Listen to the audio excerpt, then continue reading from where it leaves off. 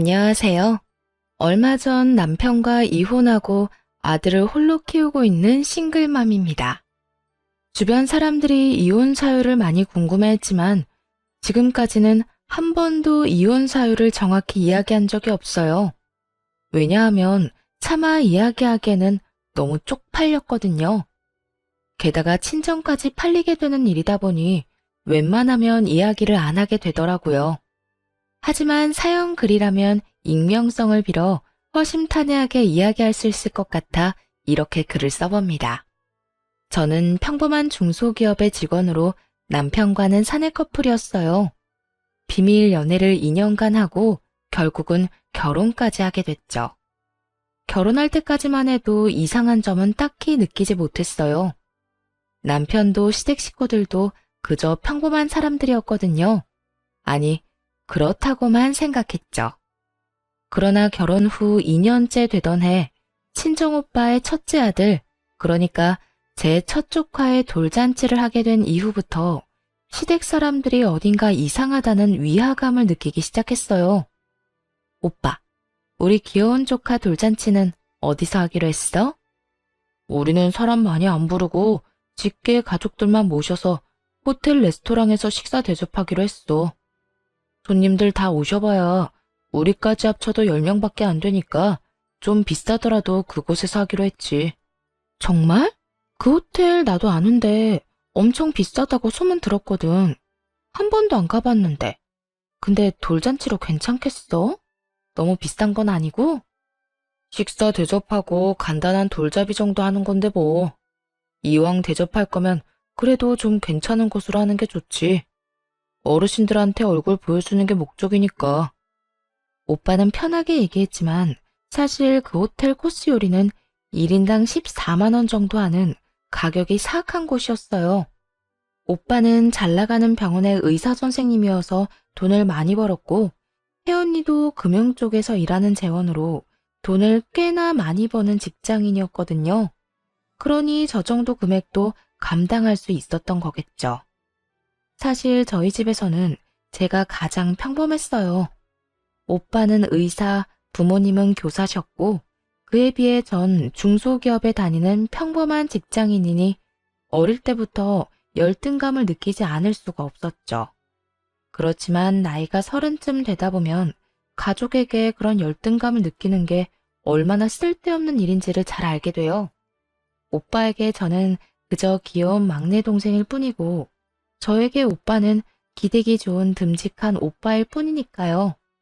그리고 친정 부모님 역시 제가 평범한 회사원이라고 해서 나쁘게 말한 적은 한 번도 없어요. 나쁜 일만 안 하며 살면 된다 라고 생각하시는 분들이었거든요. 다른 사람들은 저의 모든 것을 가족과 비교하며 낱낱이 평가했지만 정작 가족들은 단 한 번도 그런 식으로 비교한 적이 없었어요. 차별을 한 적도 없었죠. 그리고 오빠에게 해준 것만큼 저에게도 해주셨고요. 아니, 오히려 저에게 더 많은 걸 해주려고 노력하신 걸 알아요. 그걸 알기에 열등감이 찌든 사람이 되는 것만은 피할 수 있었다고 생각해요.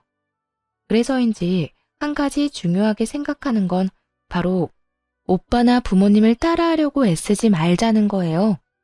오빠가 이렇게 돈을 많이 쓰는 걸 보면서 이전에는 마냥 부러워했다면 이제는 어느 정도 즐길 수 있게 됐죠. 언제 또 14만 원짜리 코스 요리를 즐겨보겠어요. 이럴 때 한 번씩 느껴보는 거죠. 돈 잘 버는 오빠와 가족을 돕다는 건 제 인생이 편해지는 것은 아니더라도 제 인생에도 즐길 거리가 많아진다는 것을 의미하거든요. 오빠 말대로 양가 직계 가족들만 왔더군요. 더 많은 사람을 초대할 수도 있었는데 일부러 직계 가족만 모였다고 했어요. 대신 다른 가족들에게는 작은 선물을 돌리는 걸로 대신하겠다고 하면서요. 성대하게 하는 것보다 이런 방법도 실속 있고 좋아 보이더라고요. 그렇게 식사를 하고 나오는 길에 남편에게 말했죠. 우리는 돌잔치 할 때 검소하게 하자. 오빠네야 많이 버니까 그렇게 좋은 곳에서 할 수 있지만 우리가 그 정도 돈 쓰는 건 정말 낭비거든. 우리가 할 수 있는 선에서 아기자기하게 하면 될 거야. 한정식 집에서 5만 원짜리 코스 요리 정도면 괜찮지 않을까 싶네. 이 말에 남편은 좀 불만스러운 표정으로 이렇게 답하더군요. 그래도 어느 정도 급은 맞춰야 되지 않을까? 형님 오늘 하신 거 보니 우리가 너무 검소하게 하면 우습게 보일 것 같은데 당신 가족들도 그렇게 생각하실 거 아니야? 14만 원 코스 요리를 대접한 분들에게 5만 원짜리 코스 요리라니. 오빠가 유독 비싸게 한 것뿐이잖아. 그렇게 따지면 모든 사람들 돌잔치 비용이 상향 평준화되고 말걸? 솔직히 다른 사람들 돌잔치도 이만큼 비싼 건 아니잖아. 아무리 그래도 솔직히 14만 원 대접받아 놓고 5만 원은 너무하잖아. 못해도 10만 원 정도는 해야. 항상 내가 얘기하지만 우리 오빠가 그렇게 비싸게 했다고 해서 우리까지 그렇게 할 필요는 없어. 잘못하면 진짜 우리 가랑이 찢어진다. 우리는 우리 사정에 맞게 하면 돼. 일부러 우스갯소리를 하며 남편에게 말했어요. 30년을 가족과 함께 살았는데 저라고 그런 기분을 안 느껴봤겠나요? 누구보다 제가 제일 잘 알아요. 하지만 오빠는 그런 걸로 우리를 우습게 볼 사람은 아니었거든요. 부모님이 저희를 그렇게 키우지 않았으니까요. 그리고 언제든 도와달라고 하면 도와주실 분이라는 것도 알고 있거든요. 그런데 남편의 표정은 안 좋더군요. 그런 걸 받고 나서 검소한 돌잔치를 하는 건 비교가 된다고 생각했나 봐요. 아직 몇 개월의 시간이 남아 있었으니까 우리는 천천히 생각하기로 했어요. 그때가 돼서 결정하면 되겠다 싶었죠. 그런데 남편이 시모에게 친정 오빠네 돌잔치에 대해 이야기한 것 같더라고요. 시댁에 간 날 시모가 이런 이야기를 하더라고요. 예, 우리도 그 호텔에서 하자. 그 호텔이 그렇게 음식이 잘 나온다며? 그리고 고급지고. 솔직히 첫 손주인데 그 정도는 해줘도 되는 거 아니니? 어머님, 거기는 돈이 너무 많이 들어요. 저희가 하기에는 좀 버거운 곳인 것 같아요. 싫어, 얘. 나는 거기서 하고 싶다. 너희 오빠도 거기서 했다면서? 그런데 왜 우리는 못해? 못한다기보다 저희 사정에 맞추자는 거죠. 그리고 오빠가 한 곳이 아무리 좋다고 해도 굳이 우리가 따라할 필요도 없고요. 그리고 솔직히 인당 14만 원은 좀... 난색을 표하자 시모가 소리쳤어요. 솔직히 너희 친정보다 우리 시댁이 못한 게 뭐가 있니? 너희 친정에서 할 수 있으면 우리도 할 수 있는 거야. 나는 무조건 거기가 좋다. 사람들한테 설명하기도 얼마나 보기 좋니?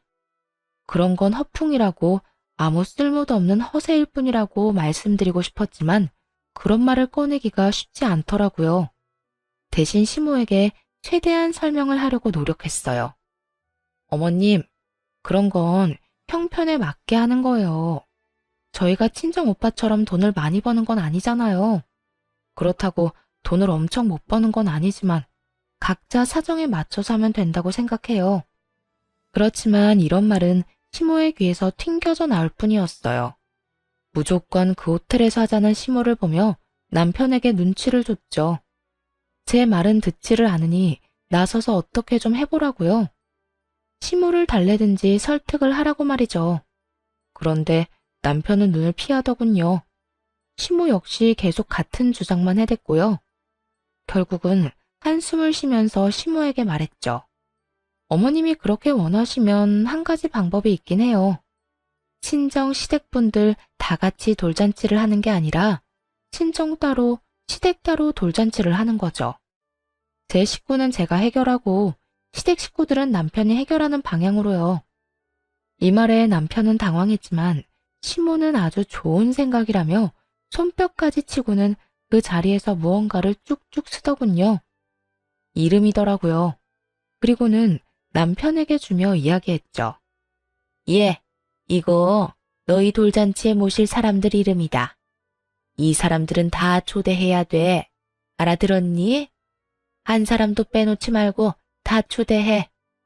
슬쩍만 봐도 얼추 20명은 넘겠더라고요.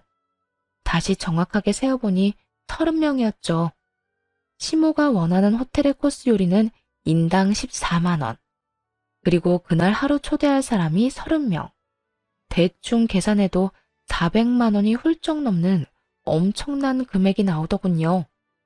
그제야 정신을 차린 남편이 허둥지둥 시모에게 말했어요. 엄마, 사람이 너무 많아요. 명단에 있는 사람 좀 줄여봐요. 여기서 더 이상 못 줄여. 이 사람들 다 중요한 사람들이야. 그리고 네 아들 보여주는 건데 소규모로 할 거면 뭐하러 하니? 무조건 다 초청해야 되니까 그렇게 알고 있어. 강경한 시모의 모습에 남편이 슬쩍 저를 보더니 말하더라고요. 여보, 미안한데 돌잔치 할 때 돈 좀 보태주면 안 될까? 400만 원이나 마련하는 거 좀 무리인데. 나한테 그런 큰 돈이 어딨어. 미리 말하는데 나는 우리 부모님이랑 오빠들 모시고 1인당 5만 원짜리 한정식집 코스 갈 거야. 이게 내 선에서는 제일 괜찮은 선택인 거고. 그러면 너무 차이가 많이 나잖아. 그리고 당신이 돈을 아끼는 건데 아끼는 비용 나한테 준다고 생각하고. 내가 항상 말했지? 우리 상황에 맞게끔 하자고. 이거보다 더 크게 하는 건 내가 봤을 땐 낭비야. 낭비하는데 돈 쓰고 싶은 생각 없어. 차라리 그 돈 모아서 우리 애한테 더 좋은 거 입히고 더 좋은 거 먹이는 게 낫지. 저는 거절을 하고 시모는 무조건 거기서 해야 된다며 떼를 쓰고 중간에서 고통받던 남편은 제 말이 맞다고 생각했는지 시모를 향해 쏘아붙였어요. 엄마, 진짜 부를 사람 좀 줄여야 돼요. 나 이만큼 다 초대 못해요. 400만 원이 어디 애 이름도 아니고. 돈 없으니까 우리 적당히 합시다, 적당히. 에? 넌 어떻게 돼 내가 이렇게 우유부단해? 하겠다고 할 때는 언제고? 왜 우리는 거기서 못하는 건데? 돈이 없으면 아껴서라도 하면 되지. 시모는 남편 말에 화를 내며 곤란한 표정을 지었지만 남편의 선택을 번복할 수는 없었어요.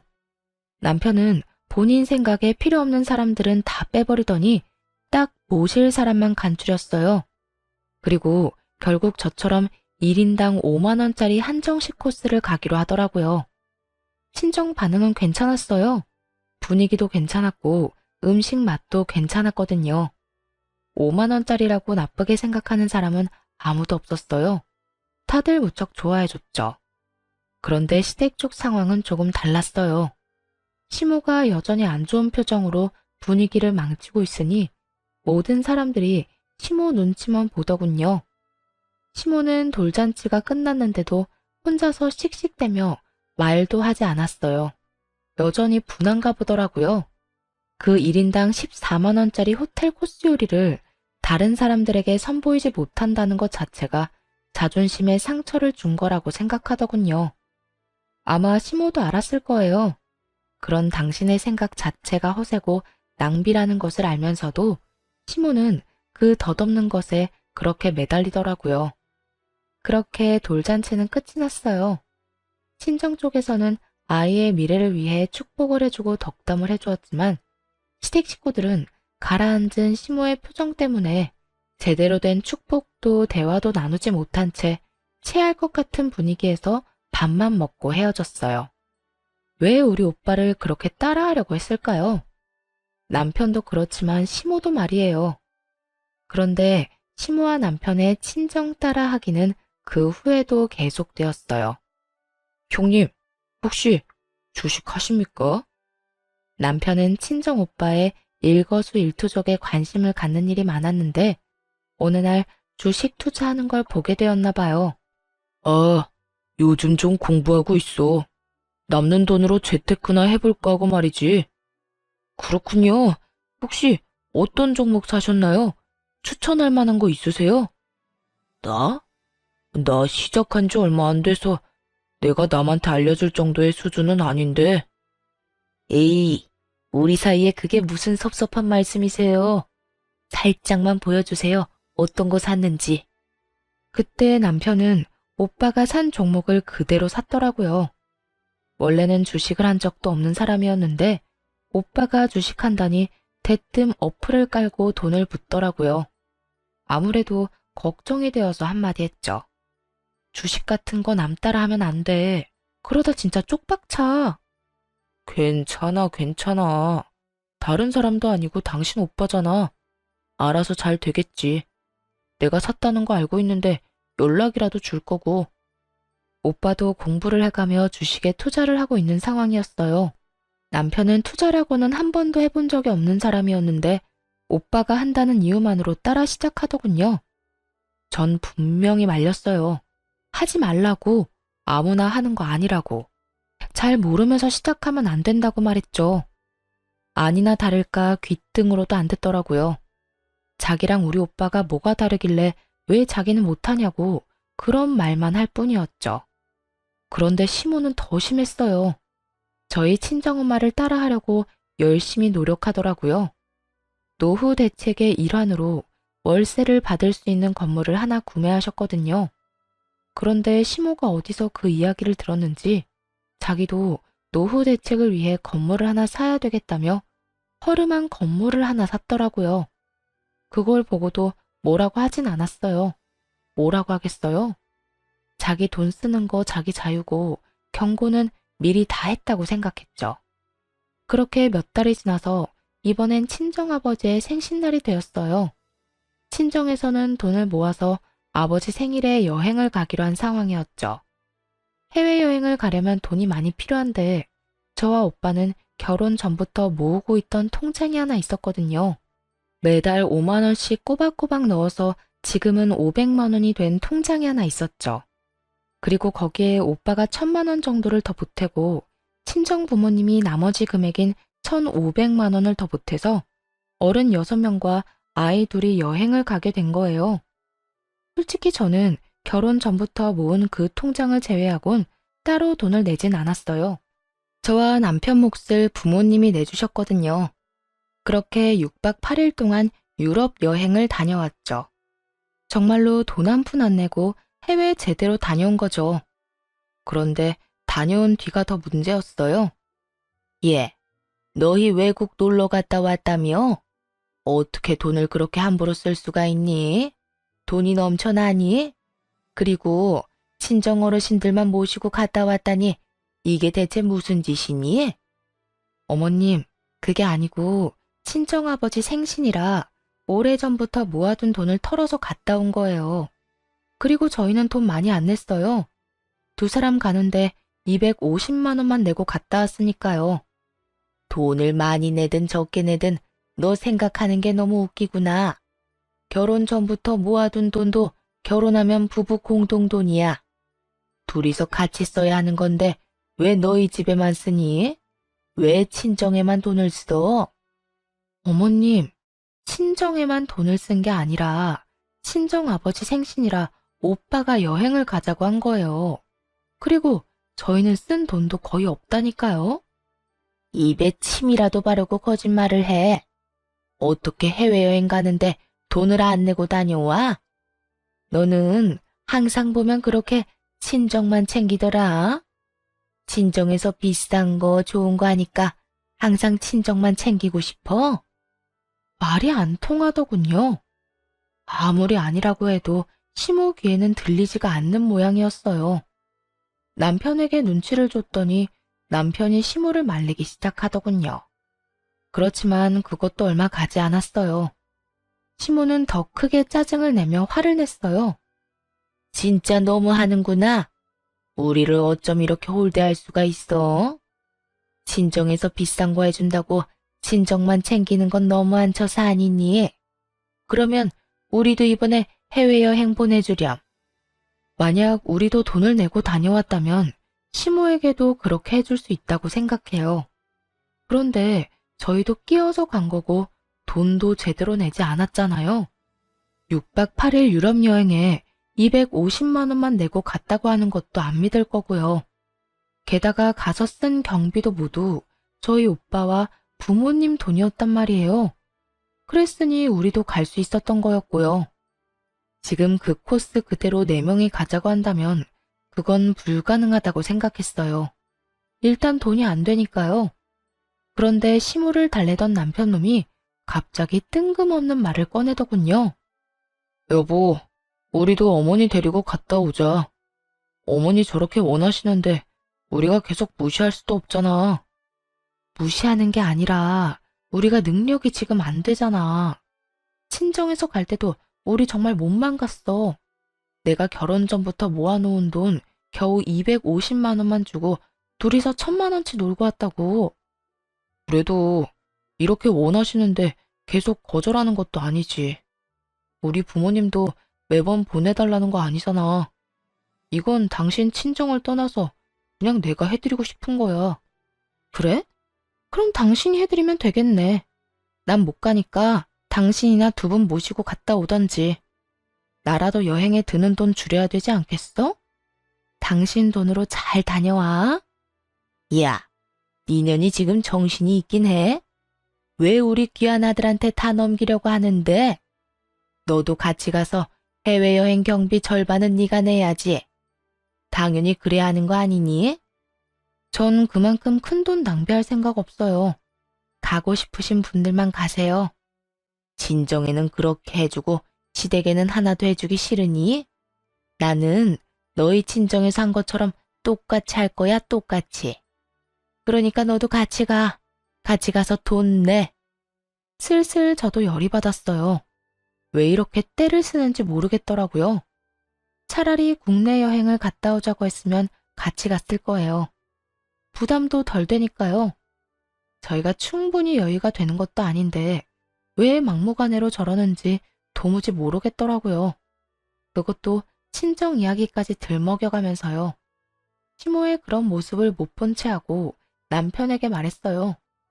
당신도 진짜 너무하다고 생각 안 해?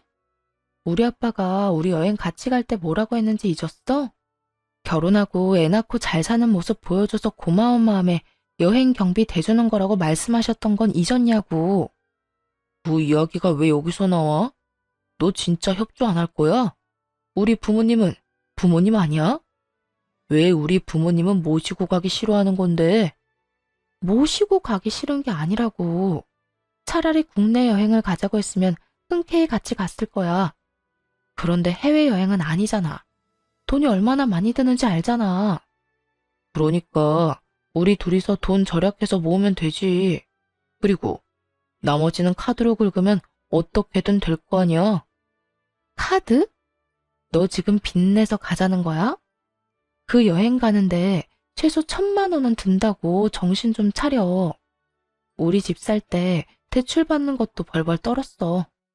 왜 빚을 내면서까지 부모님 해외여행을 보내드려야 해? 능력 있을 때 돈 생기면 그때 보내드리면 되잖아.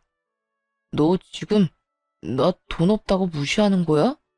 와, 너 그렇게 안 봤는데 진짜 너무하다.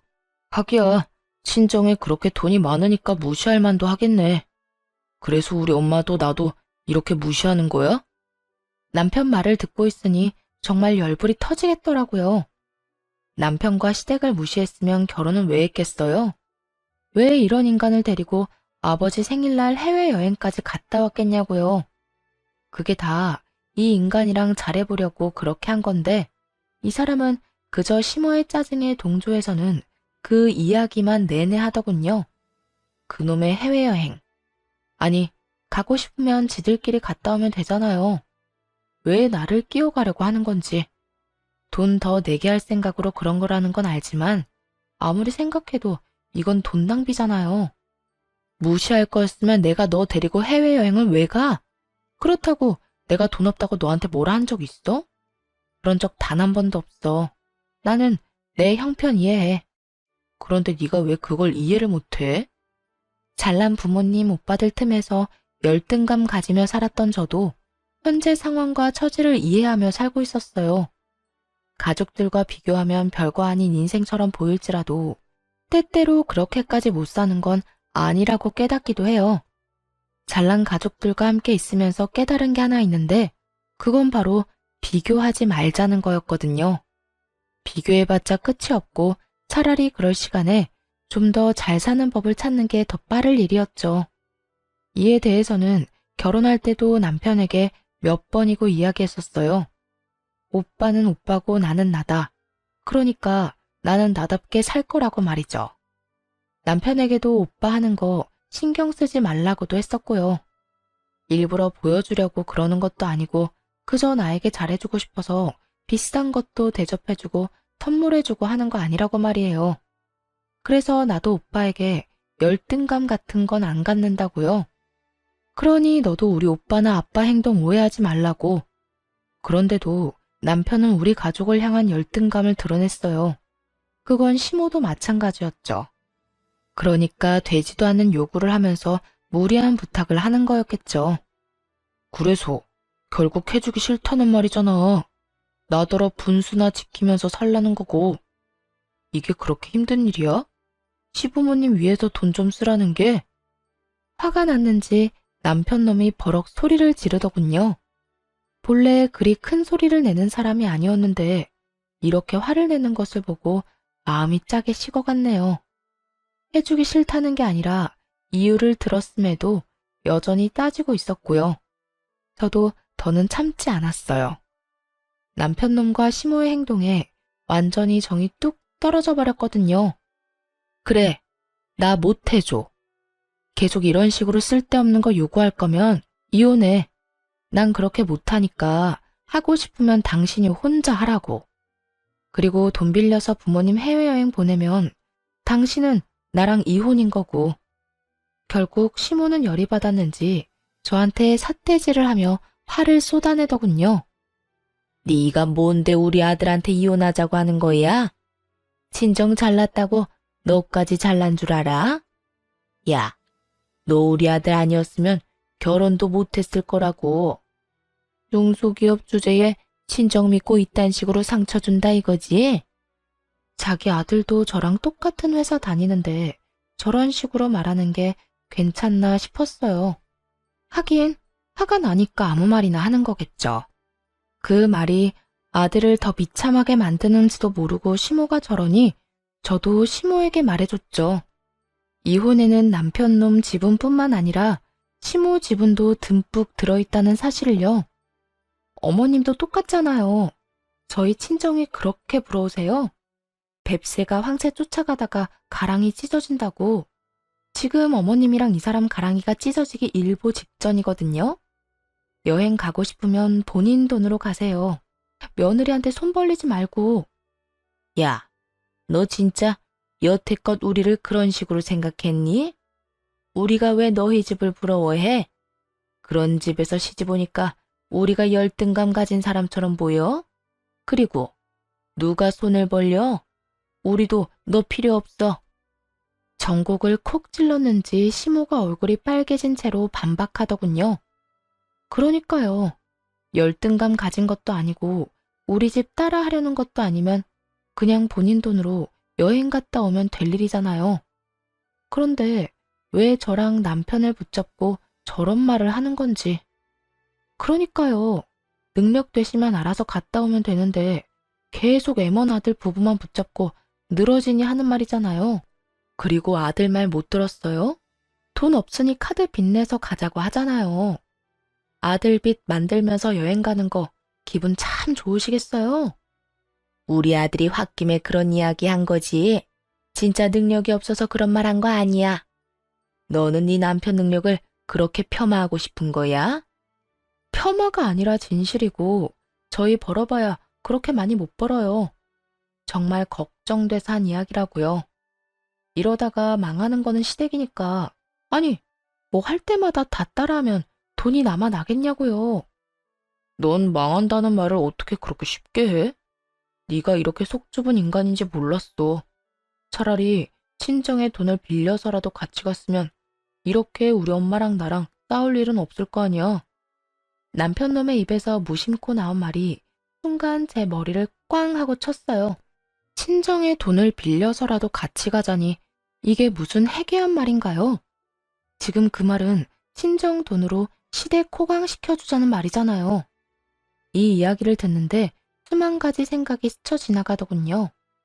남편 놈이 필사적으로 오빠와 아빠를 따라하려고 했던 것이 열등감 때문이라고 생각했는데 그게 아니었을 수도 있다는 생각이 들었어요. 설마 우리 집 돈을 노리고 나랑 결혼했나? 싶은 생각이 순간적으로 들었죠. 너 미쳤어? 왜 내가 친정에서 돈을 빌려서 시댁 해외여행을 보내줘야 되는데? 넌 그럼 우리 엄마가 뭐 하자고 하면 돈 빌려줄 수 있어? 너희 엄마한테 돈 좀 빌려달라고 얘기할 수 있냐고. 아니, 장인 장모님은 돈 많이 버시잖아. 굳이 우리한테 돈 빌릴 일이 없지. 당신 우는 소리 조금만 해도 어차피 돈 주실 거 아니야. 그런 쉬운 방법을 두고 무슨 우리 부모님이랑 계속 싸우냐고. 우는 소리만 해도 돈을 준다니. 딸 자식에 대한 부모의 마음을 감히 저딴 더러운 생각으로 까내리는 남편놈을 보며 분노가 치솟다 못해 완전히 터져버렸어요. 저희 부모님이 마음이 약해서 물심양면으로 지원해주는 면이 있다는 건 저도 알아요. 그래서 신혼집을 살 때도 부모님이 많이 지원해줬거든요. 솔직하게 말해서 남편 말처럼 하면 부모님은 뭐든 저한테 해주실 분이란 것도 잘 알아요. 마음만 먹으면 그 재산 빼서 남편과 시댁 배부르게 할 수도 있겠죠. 그런데 그런 짓을 하려면 시댁과 남편에게 최소한의 애정이라도 있어야 가능한 거잖아요.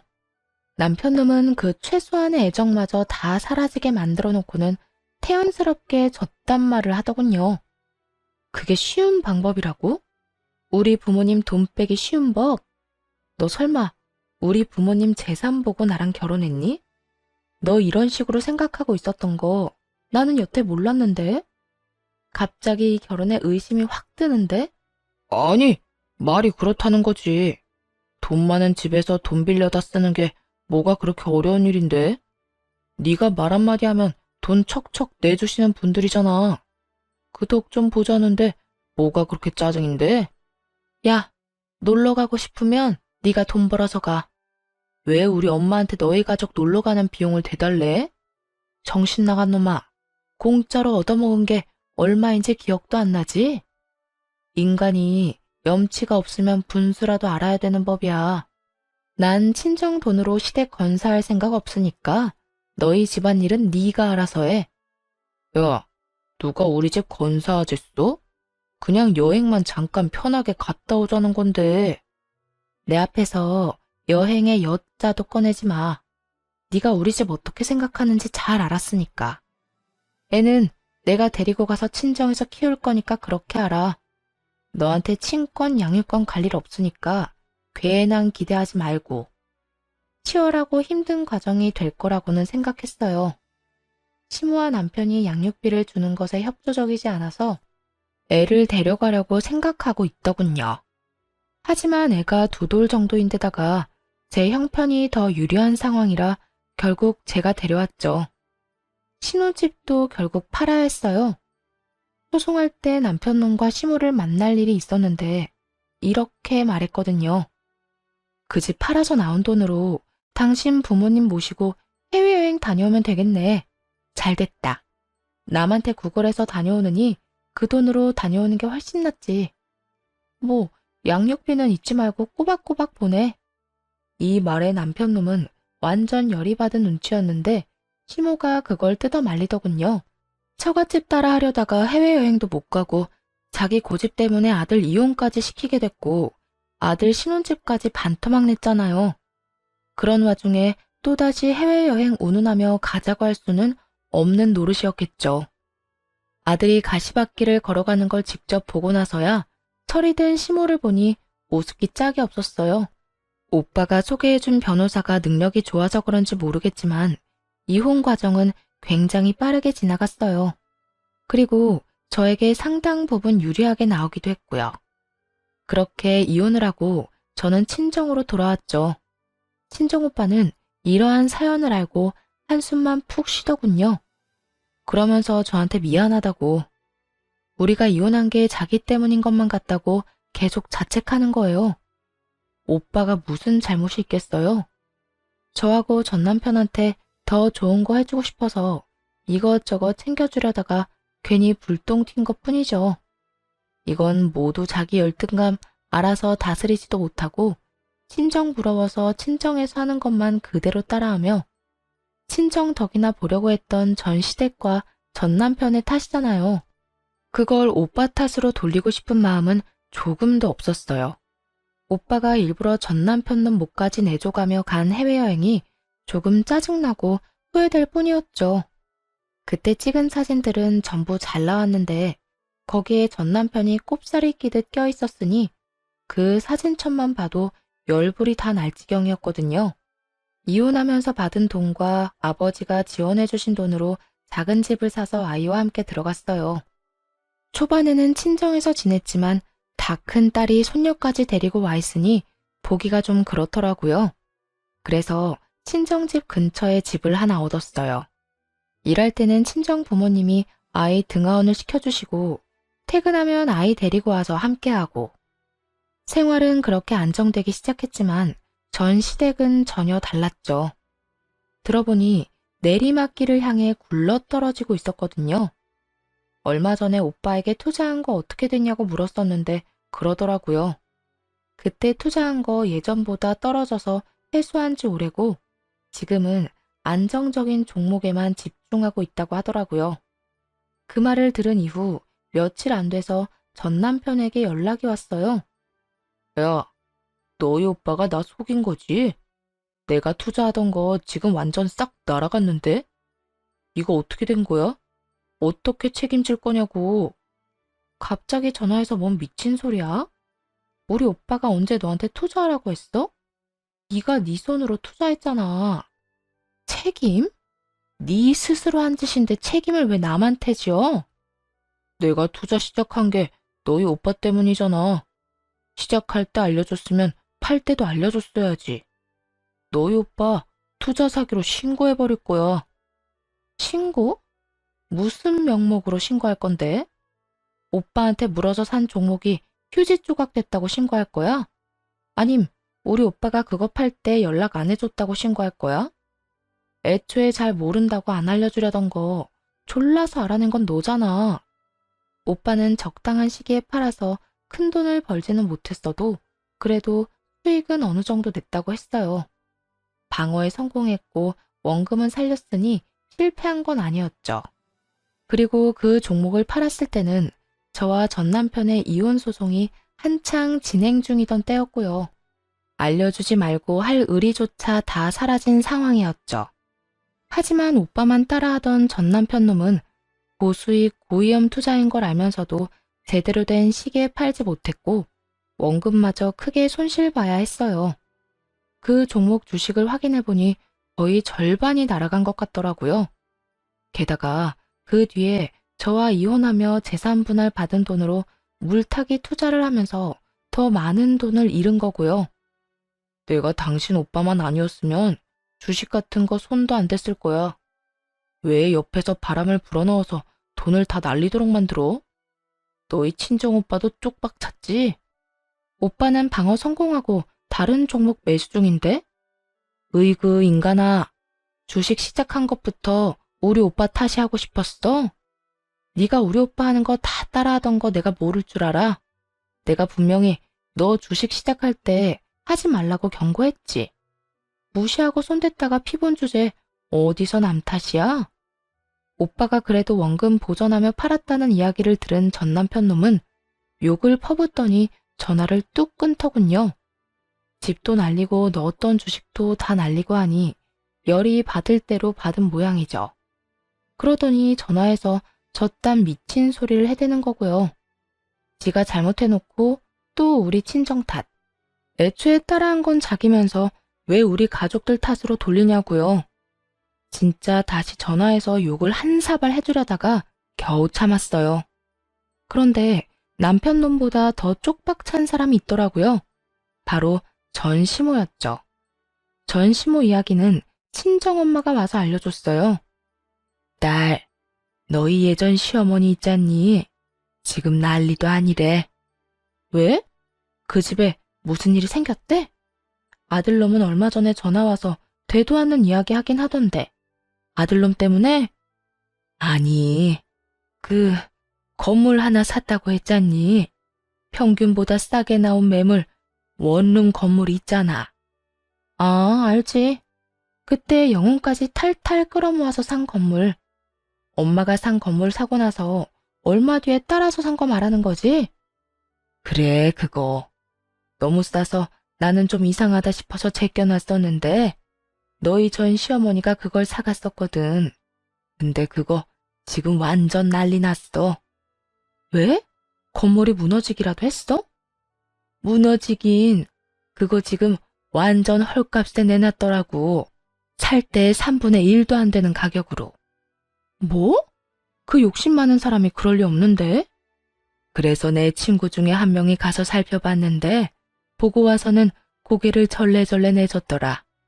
고쳐야 할 곳이 너무 많은 데다가 너무 오래돼서 보수할 곳 천지더래. 그동안 보수도 안 하고 월세를 받았단 말이야? 완전 똥배짱이네. 그러니까 월세를 많이 높이기에는 방 상태가 영 안 좋아서 새 세입자가 안 들어올 거고 그러자고 보수를 하자니 돈이 한두 푼 드는 게 아니고 둘러보는데 사람 살고 있는 곳이 세 곳뿐이었다고 하더라고. 완전히 망했네? 아니, 왜 그랬을까? 상식적으로 생각해봐도 깨끗해야 사람들이 잘 들어올 거 아니야. 그게 하나같이 문제 있는 사람들만 남아있대. 왜? 욕하고 소리 지르고 하는 사람들 있잖아. 결국 고칠 곳은 많지. 그런 세입자들 때문에 다른 세입자들은 계속 빠져나가지. 아예 감당이 안 되는 것 같더라고. 당시 전 시모가 그 건물을 살 때 기뻐했던 모습을 떠올렸어요. 그때 시모는 대출을 엄청 끌어서 그 건물을 샀거든요. 그러면서 매달 나오는 월세로 대출도 갚고 용돈도 벌겠다며 완전히 희망에 차서 말을 했었죠. 그러면서 건물 살 때는 최소한의 확인도 안 해보고 그냥 싸다는 이유만으로 덜컥 계약을 한 거였던 거예요. 당시에 제대로 확인하고 건물을 샀으면 이런 일이 벌어질 리 없었을 거예요. 제대로 관리가 잘 된 건물이어야 월세를 많이 받을 수 있으니까요. 결국은 지금도 팔려고 내놓긴 했는데 상황을 보니 사려는 사람이 없다고 하더라고요. 도리어 가격을 완전히 후려쳐서 허물고 그 자리에 새로 지으려는 사람만 오니 말 다 한 거죠. 그런데 더 웃긴 일이 하나 더 있었네요. 근데 네 전 남편도 상황은 별로 안 좋아 보이던데? 얼마 전에 쫓겨났다는 이야기 들었어. 시댁에서 쫓겨났다고? 시모가 아들을 쫓아낼 사람은 아닌데? 의아했던 저는 이내 그 이유를 알 수 있었어요. 전 남편이 얼마 뒤 제게 찾아왔거든요. 새빨간 꽃다발을 들고. 처음에는 이게 무슨 몰래카메라인 줄 알았어요. 장미 꽃다발? 결혼하고 나서 단 한 번도 준 적 없던 꽃다발을 왜 지금 가져왔는지 의문이었죠. 뭐, 그 이유는 금방 알 수 있었지만요. 여보, 나 아직 당신을 마음속에서 완전히 정리 못했어. 나는 당신 남편이잖아. 제발 나 좀 용서해줘, 응? 우리 좋았던 날들도 많았잖아. 전 남편 놈은 정말 닭똥 같은 눈물을 뚝뚝 흘리며 감히 용서를 해달라며 이야기하더군요. 그 모습에 마음이 흔들리기는커녕 짜증이 확 치밀어 올랐어요. 이미 다 끝난 마당에 왜 이런 미친 짓을 할까? 그저 궁금할 뿐이었죠. 꽃다발을 본체만 채도 안 하고 말했어요. 너 뻔뻔함이 늘었네? 꽃다발? 그래, 이야기나 들어보자. 이딴 거 들고 찾아온 이유. 너희 엄마 집에서 잘 지내는 거 아니었어?